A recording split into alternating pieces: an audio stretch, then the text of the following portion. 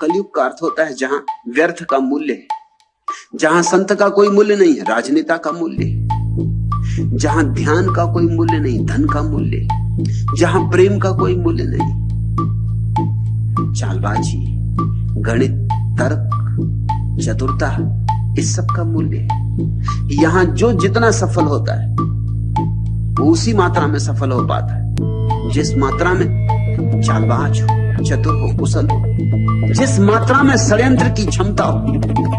कलयुग का अर्थ होता है जहां सारे लोग व्यर्थ के लिए दौड़े जा रहे हैं, जहां कूड़ा करकट मूल्यवान हो गया है, जहां परमात्मा की किसी को याद ही नहीं, जहां इस जिंदगी में और सब कर लेना है, सिर्फ परमात्मा को छोड़ देना है। ऐसे कलयुग में भी जो तेरे नाम से जुड़ गया, वाजिद कहते हैं वो नहीं डूबा। ये सारा संसार डुबाने को तत्पर रहा, लेकिन जो तेरे नाम से जुड़ गया वो तिर गया।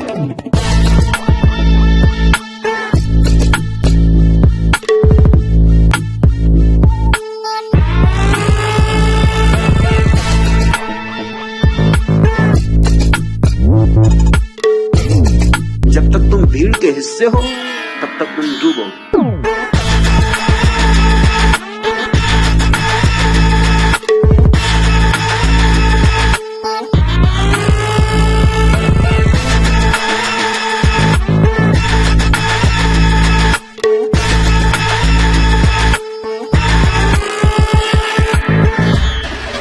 ये सारा संसार डुबाने को तत्पर रहा,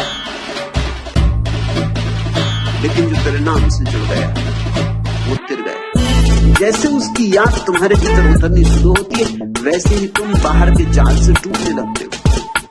तुम्हारी ऊंचाई जितनी बढ़ने लगती है, उतनी ही संसार की सारी ऐशनाएं बढ़ जाती। तुम्हारा कुछ भी नहीं बिगाड़ पाता। चैतन्य की ऊंचाई, चेतना, बाहर के जाल की मूढ़ता तुम्हें दिखाई पड़ने लगती। धीरे धीरे तुम बाजार में खड़े रह जाते हो, लेकिन अकेले। तुम्हारा संबंध परमात्मा से जुड़ जाता है, भीड़ से टूट जाता है। यही उबरना। जब तक तुम भीड़ के हिस्से हो तब तक तुम डूबो, तब तक संसार ने तुम्हें डुबाया।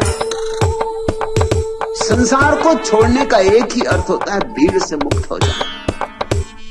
भीड़ ने तुम्हें धारणाएं दी हैं, विचार दिए, भीड़ ने तुम्हें वासनाएं दी, ऐशनाएं दी, महत्वाकांक्षाएं दी।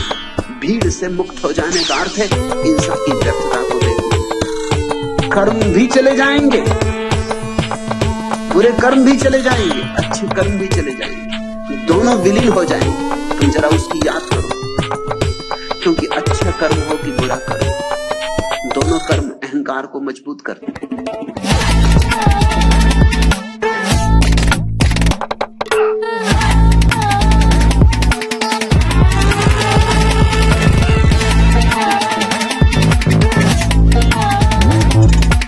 जब तक तुम भीड़ के हिस्से हो तब तक तुम डूबो।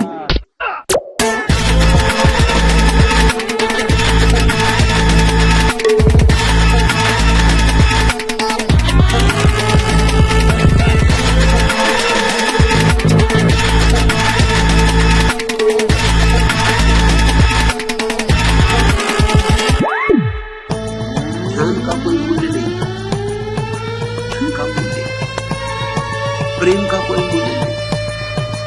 जहां प्रेमी लूट लिया जाता, चालबाजी, गणित, तर्क, चतुरता, इस सब का मूल्य। जब तक तुम भीड़ के हिस्से हो तब तक तुम डूबोगे।